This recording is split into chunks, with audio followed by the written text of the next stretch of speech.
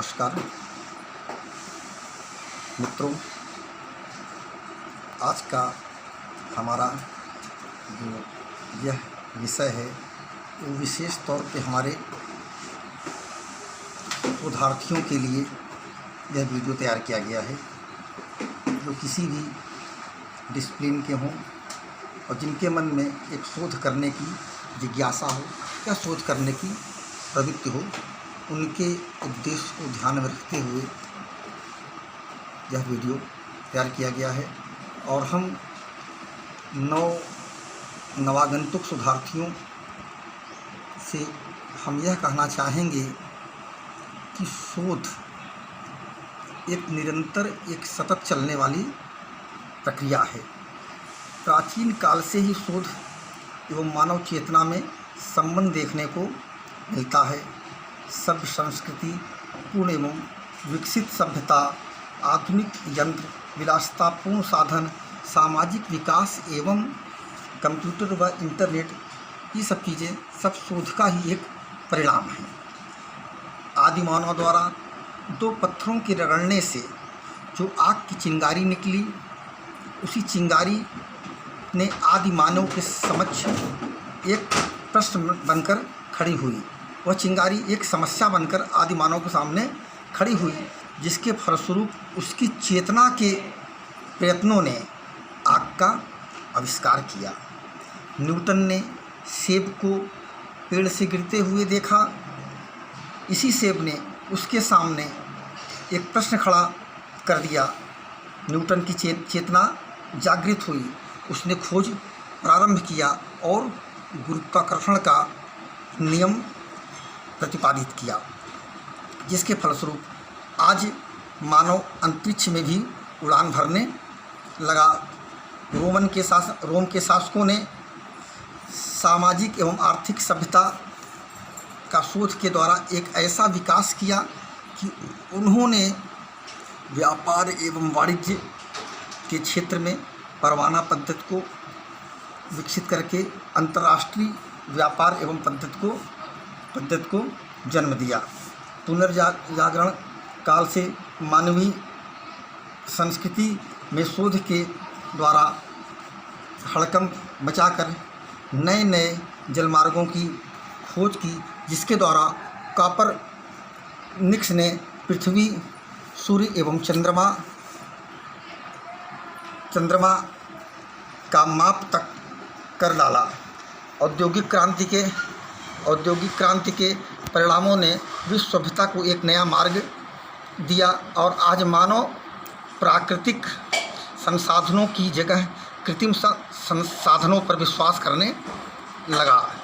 उसी वसुधैव कुटुंबकम मूलमंत्र ने वैश्वीकरण के सिद्धांत के आधार पर संपूर्ण विश्व को एक परिवार बना दिया। तो कहने का आशय दोस्तों ये है कि शोध एक निरंतर सतत चलने वाली प्रक्रिया है। एक शोध का कार्य जहाँ उद्देश्य पूरा होने वाला होता है, वहीं एक दूसरा शोध जन्म ले लेता है। शोध का कहीं या कभी अंत नहीं होता। और अब हम रही शोध है क्या? तो शोध देखा जाए तो शोध शब्द की उत्पत्ति संस्कृत भाषा से हुई है। शोध शब्द की उत्पत्ति संस्कृत भाषा से हुई है और शोध शब्द इंग्लिश लैंग्वेज की रिसर्च शब्द का अनुवाद है, जिसका अर्थ है बार बार खोजना। अंग्रेजी भाषा का बार बार खोजना। रिसर्च शब्द री और सर्च दो शब्दों के संयोग से बना है। री का अर्थ है पुनः या बार बार, सर्च का अर्थ है खोज या अन्वेषण करना या अनुसंधान। शोध का आशय बार बार किसी चीज़ को खोजने से है, बार बार किसी चीज़ का पता लगाने से है। इसमें दो भौतिक गुणों की प्रधानता पाई जाती है। प्रथम ऑब्जर्वेशन, अवलोकन, जिसके द्वारा घटना या व्यवहार को उद्देश्यपूर्ण दृष्टि से देखना। और सेकंड क्या होता है? एक्सपेरिमेंट, परीक्षण की प्राप्त तथ्यों को ध्यान में रखकर जो ज्ञान प्राप्त किया जाता है उसे विश्वसनीय एवं प्रामाणिक ज्ञान माना जाता है। इस प्रकार ज्ञान को संचित करने की संपूर्ण प्रक्रिया को ही शोध के नाम से पुकारते हैं। वैज्ञानिकों ने धीरे धीरे विश्वसनीय सत्य, वैध एवं प्रामाणिक ज्ञान अर्जन हेतु शोध की एक ऐसी पद्धति का आविष्कार किया जिसे हम वैज्ञानिक विधि के नाम से जानते हैं। इस विधि में संबंधित समस्या का हल करने के लिए तथा तथ्य सामग्री का संकलन करने के लिए अनेक प्रविधियों की खोज की, जिन्हें अवलोकन, ऑब्जर्वेशन, साक्षात्कार, इंटरव्यू, अनुसूची, शेड्यूल, एकल अध्ययन पद्धति एवं सजामिति के नाम से जाना जाता है। प्रत्येक शोध अध्ययन किसी प्रश्न, समस्या, घटना, प्रवृत्ति या व्यवहार को लेकर प्रारंभ किया जाता है।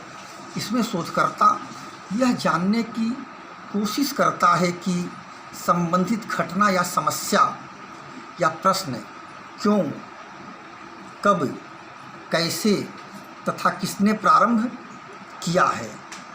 तो शोध की जो प्रारंभ होता है वह हमेशा इन्हीं बातों पर निर्भर करता है कि अमुक घटना क्यों घटी, उस घटना घटी तो उसके पीछे कौन कौन से ऐसे कारक थे जिन्होंने उस घटना को जन्म दिया। तो शोध का जो मूल तत्व होता है या शोध के विषय से हम जो जानने की कोशिश करते हैं वह हमारे सामने कोई प्रश्न है, कोई समस्या है, कोई घटना है, कोई व्यवहार है या कोई प्रवृत्ति से आरंभ होता है। जैसे हम उदाहरण लेते हैं, लकड़ी पानी में क्यों तैरती है जबकि लोहा क्यों नहीं? यह क्या है? एक प्रश्न है। सेब पृथ्वी पर ही क्यों गिरते हैं, आसमान पर क्यों नहीं तैरते? एक घटना है। अशिक्षा सामाजिक प्रगति में बाधक क्यों है? यह क्या है? एक समस्या है।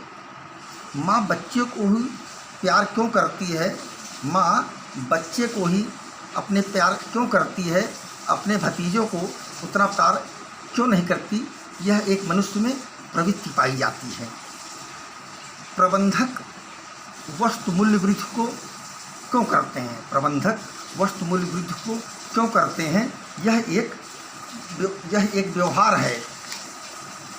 इस तरह से कहने का हमारा आशय है कि शोध का जब भी प्रारंभ होता है तो हम किसी घटना के पीछे निहित तथ्यों की हम परीक्षण करते हैं, उनका जांच करते हैं और निहित तथ्यों के विषय में जानने की कोशिश करते हैं कि अमुक घटना क्यों घटी। कहते हैं ना कि आवश्यकता ही आविष्कार की जननी होती है। जैसे देखिए, इतनी समय वर्तमान परिप्रेक्ष्य में देखा जाए तो कोविड-19 ये महामारी जो संपूर्ण विश्व में फैली हुई है, मौत का तांडव कर रही है। अब ये घटना कैसे घटी, इस घटना को अंजाम देने में निहित कौन कौन से कारण थे, यह भी एक समस्या है। तो और कौन कौन से तथ्य इस घटना को अंजाम देने में इसके पीछे हैं। अब इस कोविड-19 महामारी जो देश में फैली हुई है, अब इसका क्या बचाव हो, इससे कैसे बचा जाए, उसके पीछे संपूर्ण विश्व के सभी वैज्ञानिक शोध कार्य में अपने व्यस्त हैं। संपूर्ण राष्ट्र में इतनी समय देखा जाए तो सर्वाधिक शोध कोविड-19 से बचाव के लिए ही किए जा रहे हैं कि अमुक घटना से कैसे बचा जाए।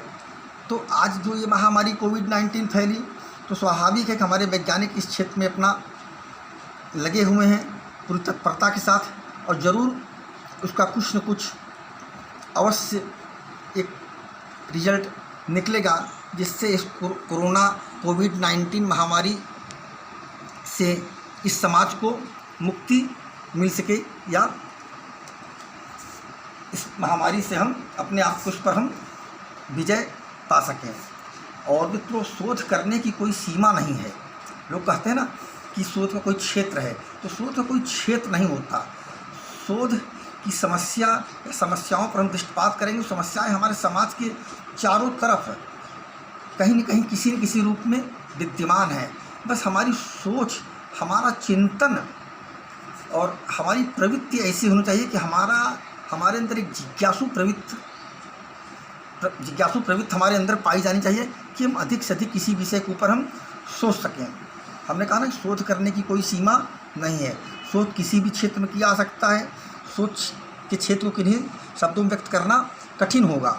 फिर शोध निम्न आधारित विषयों पर किया जा सकता है, जैसे किसी प्रश्न का उत्तर जानने के लिए किया गया एक शोध। उदाहरण, तारे क्यों टिमटिमाते हैं। किसी प्रश्न का उत्तर जानने के लिए किया गया एक शोध, तारे क्यों टिमटिमाते हैं। अगर समस्या आप देखते हैं तो भ्रष्टाचार सामाजिक प्रगति में बाधक क्यों है। अगर इसको हम उदाहरण तौर पर देखते हैं, भ्रष्टाचार सामाजिक प्रगति में बाधक क्यों है, तो किसी विशेष समस्या का हल खोजने के लिए किया गया एक शोध। घटना, किसी विशेष घटना के घटित होने के पीछे छिपे कारकों की खोज करना भी एक शोध है। उदाहरण, कोई घटना घटी, अब उस घटना के पीछे कौन कौन से कारण निहित थे। जैसे हमने कह दिया कि किसी कंपनी में अचानक हड़ताल हो जाना। अगर हम व्यवहारिक दृष्टि से सोच को देखते हैं तो किसी विशेष कार्य, सिद्धांत, नियम या नीति का ही प्रयोग क्यों किया जाता है, अन्यों का नहीं, आदि बातों के संबंध में प्रभाव जानना भी एक शोध ही है।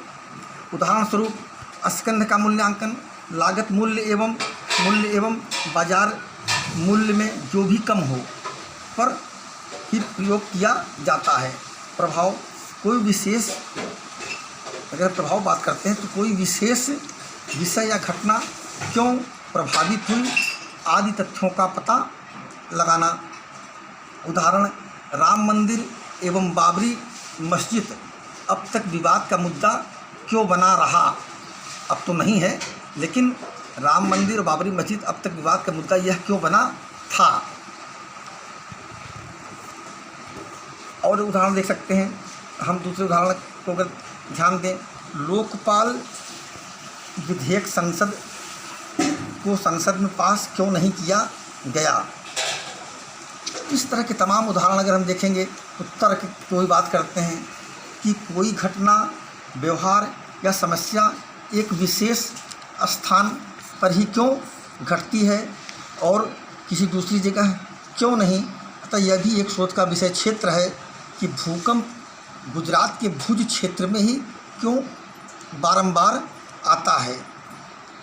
अगर हम प्रवृत्ति के विषय में ध्यान दें तो देखते हैं कि मनुष्य में एक प्रवृत्ति पाई जाती है, एक यह व्यवहार जिसका अधिकतर लोग या संस्थाएं अनुसरण करती हैं, आदि बातों का पता लगाना भी एक शोध ही है कि लोग ट्रेन में ही यात्रा करना क्यों पसंद करते हैं। लोग ट्रेन में ही यात्रा करना क्यों पसंद करते हैं, यह भी एक प्रवृत्ति ही पाई जाती है। पॉलिटिशियन, राजनेता झूठे वादे ही क्यों करते हैं। पॉलिटिशियन झूठे वादे ही क्यों करते हैं।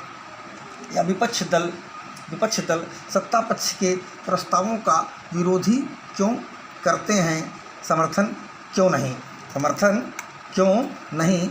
अंत में ये तमाम चीज़ें शोध के दृष्टिकोण से हमारे लिए उपयोगी हैं।